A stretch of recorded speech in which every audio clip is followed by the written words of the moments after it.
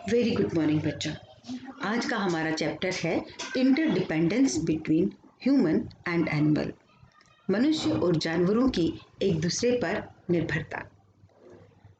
In our last video we have discussed about the sense organs of animal and human. मनुष्य और जानवरों के जो संवेदी अंग होते हैं उसके बारे में हमने अध्ययन किया था।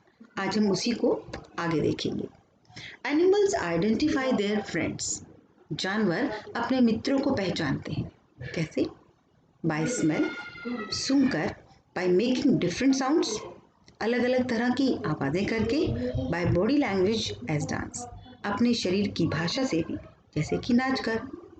एंड वन थिंग मोर बेटा, एक चीज़ और कि जो एनिमल्स हैं वो सिर्फ फ्रेंड्स को आइडेंटिफाई नहीं करते ऐसे, वो बहुत सारी चीज़ों को आइडेंटिफाई कर पाते हैं, अपनी ज़रूरत की चीज़ों को भी आइडेंटिफाई कर पाते हैं। ओके, आप कोशिश करके देखना, आपको भी इस बात के बारे में जानकारी मिलेगी जब आप उन्हें ऑब्जर्व करोगे, जब आप जानवरों को ध्यान से देखोगे। Similarities, there are many similarities between human and animals. मनुष्य और जानवर के बीच में बहुत सारी सिमिलैरिटीज हैं। लाइक जैसे कि बोथ आर लिविंग बीइंग्स, दोनों सजीव हैं। बोथ ईट एंड ब्रेथ, दोनों खाते हैं और सांस लेते हैं। बोथ वर्क, दोनों काम करते हैं। बोथ फील, दोनों महसूस भी करते हैं। और ऐसी बहुत सारी सिमिलरिटीज उनमें होती हैं और डिफरेंस भी होते हैं, पता है।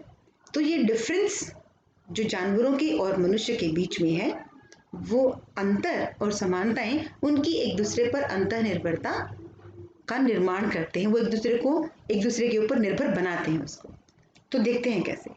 एनिमल्स हमारे लिए क्या क्या करते हैं, बताइए बताइए।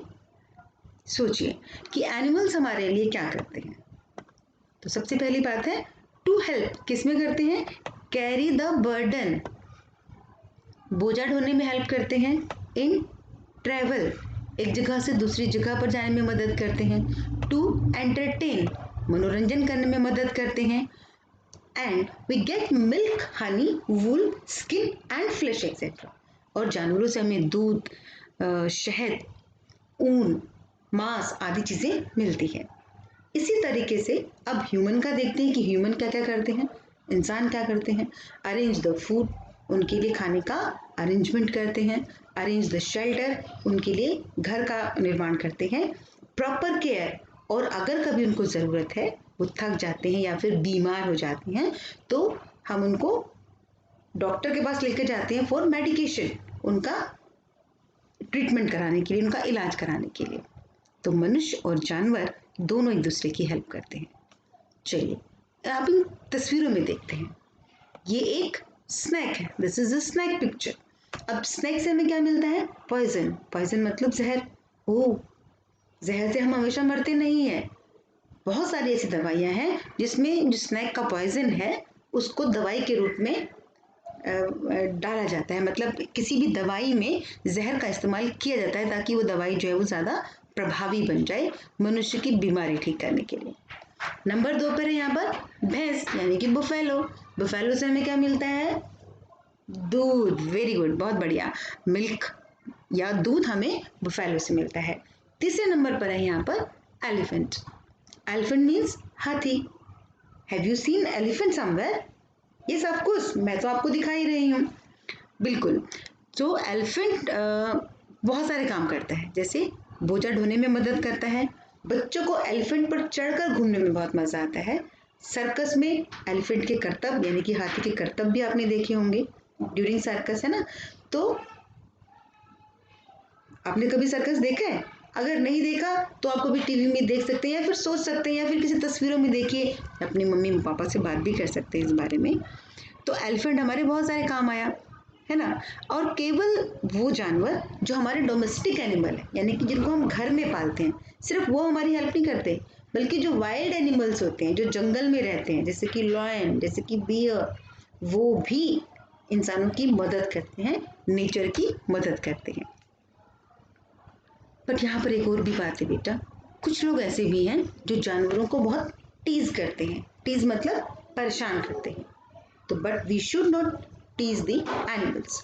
हमें एनिमल्स को परेशान नहीं करना चाहिए, हमें जानवरों को परेशान नहीं करना चाहिए। जब हम सर्कस देखते हैं हमें मज़ा आता है ना, तो सर्कस में जो जानवर काम करते हैं उनको बहुत सख्त ट्रेनिंग दी जाती है। कभी कभी उनको भूखा रखकर या उनकी पिटाई करके भी वो ट्रेनिंग पूरी होती है।